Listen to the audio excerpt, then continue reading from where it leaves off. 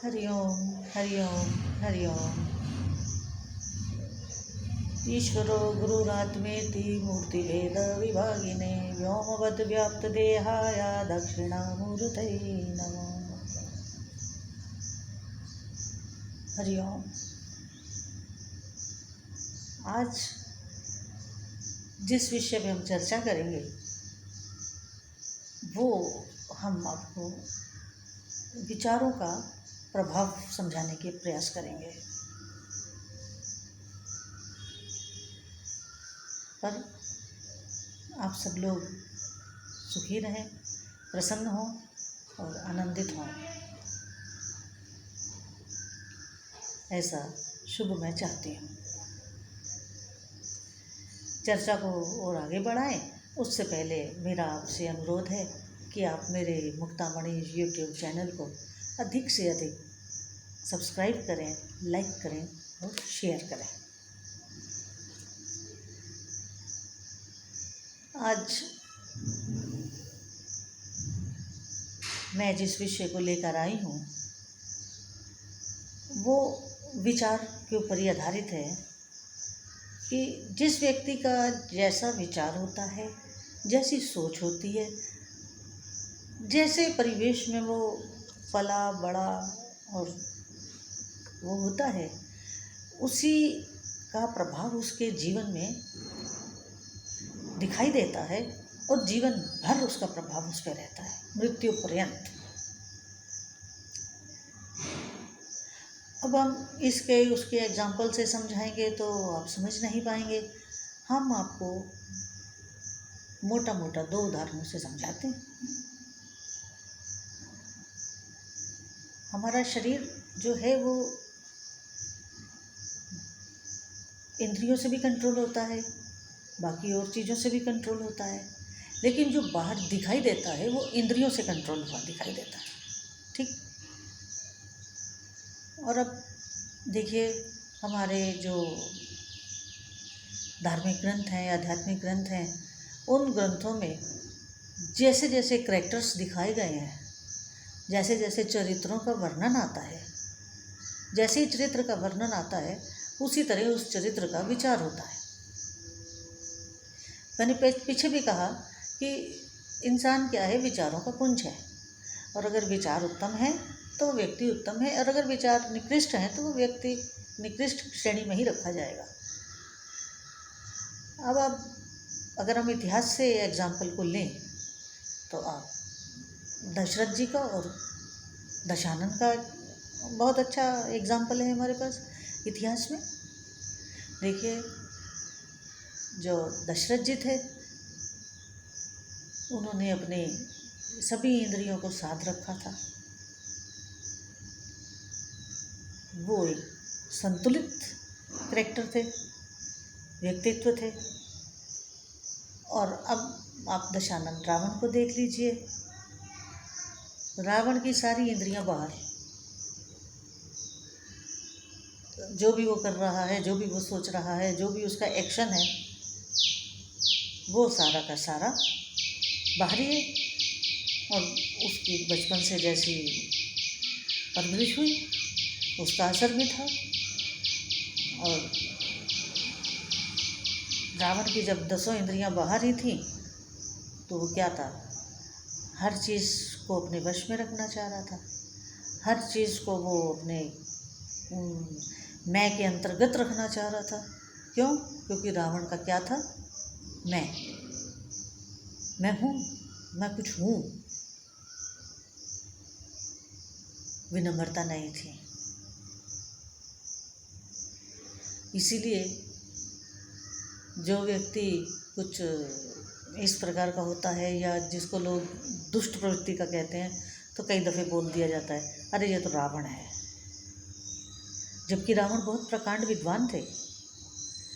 ऐसा नहीं है कि रावण के पास तपस्या नहीं थी या रावण के पास बुद्धि नहीं थी, सब कुछ था, लेकिन उसके विचार उसके आचरण में झलकते थे, जिसकी वजह से वो एक सद्चरित्र ना होकर के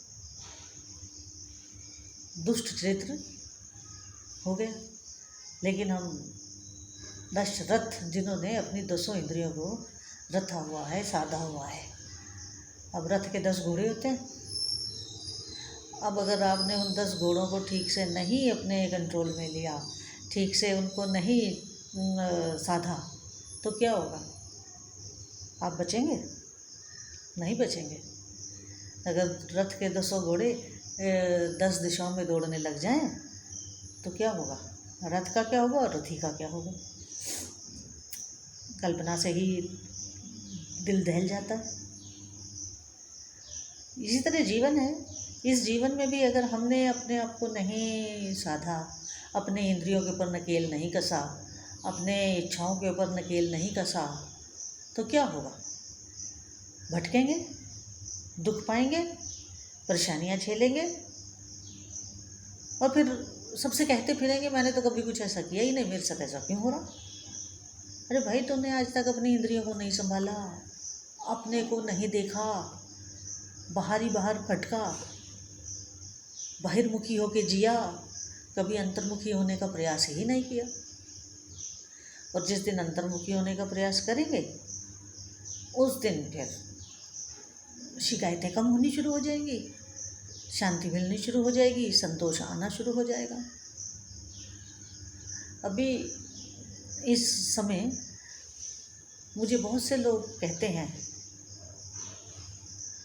लॉकडाउन का समय चला, लोगों को घर में रहना पड़ा, बहुत लोग कहते हैं हमारी तो ज़िंदगी ख़राब हो गई।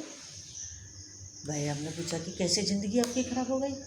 कह रहे हम तो बाहर ही नहीं घर से जा पाते, हम तो घर में ही बैठे हैं, और तो बुरा लग रहा है घर में बैठे हुए हैं, अब क्या करें? कहीं जा नहीं सकते, कहीं आ नहीं सकते। एक मेरी परिचित थी, उनसे मैंने ये कहा कि क्या लॉकडाउन से पहले आप सड़क पर बैठती थी? नहीं ना, घर ही में बैठती थी, सड़क पे तो नहीं बैठती थी। नहीं, हम तो घूमने तो जाते थे। अरे घूमने जाते थे, ये मन की चंचलता ही तो है। अब देखिए, जब व्यक्ति सामने बैठा होता है तो उसे कुछ ज़्यादा कह नहीं सकते कि उसकी भावनाओं को ठेस पहुंचेगी, तो हमें कई दफ़े मौन रहना पड़ता है, जबकि हम उन सामने वाले व्यक्ति के विचारों से सहमत नहीं होते हैं। तो जब लोग ये कहते हैं कि हम अपने घर में नहीं बैठ पाते, अरे अपने घर से उत्तम और स्थान क्या होगा? अपने घर से उत्तम शांति कहाँ मिलेगी? कहीं नहीं मिलेगी। और अगर आप वहाँ पर अपने आप को अशांत, अपने आप को असंतुष्ट, अपने आप को बेचैन महसूस करते हैं, तो आप यकीन मानिए कि आपकी ज़िंदगी में भटकाव के अलावा और कुछ नहीं है। तो विचारों का जो एक समूह है अपने अंदर, उसको दुष्ट से सद करना ही होगा। अगर हम दुष्ट विचारों को सद विचारों में कन्वर्ट नहीं करेंगे तो हम दुखी रहेंगे, बेचैन रहेंगे, अशांति में रहेंगे, असंतोष में रहेंगे, चिड़चिड़े रहेंगे, दूसरे को परेशान करेंगे, अपने को तो परेशान किए ही हुए, और इसके साथ साथ और क्या करेंगे? अपने को कई प्रकार की बीमारियां भी लगाएंगे। उन बीमारियों को लगाएंगे जो असाध्य होंगी, जिनका कोई इलाज ही नहीं होगा। अब डॉक्टर को जाके क्या कहोगे कि मैं बाहर घूमने नहीं जा पा रही हूँ इसलिए मुझे दवाई दो? डॉक्टर कहाँ से दवाई देगा आपको? परेशानी तो वो है, और दवाई लेने पहुँच गए शुगर की, बीपी की, लीवर की, भूख नहीं लग रही, अब खाओ उन दवाइयों को और भुगतो ज़िंदगी भर उसके साइड इफ़ेक्ट्स। मेरा आप सबसे एक ही अनुरोध है कि आप अधिक से अधिक अपने भीतर बैठने की कोशिश करें, अपने भीतर सुंदर विचार लाने की कोशिश करें, क्योंकि इंसान का चेहरा ही उसका सब बता देता है। इंसान का चेहरा ही उसका शीशा है।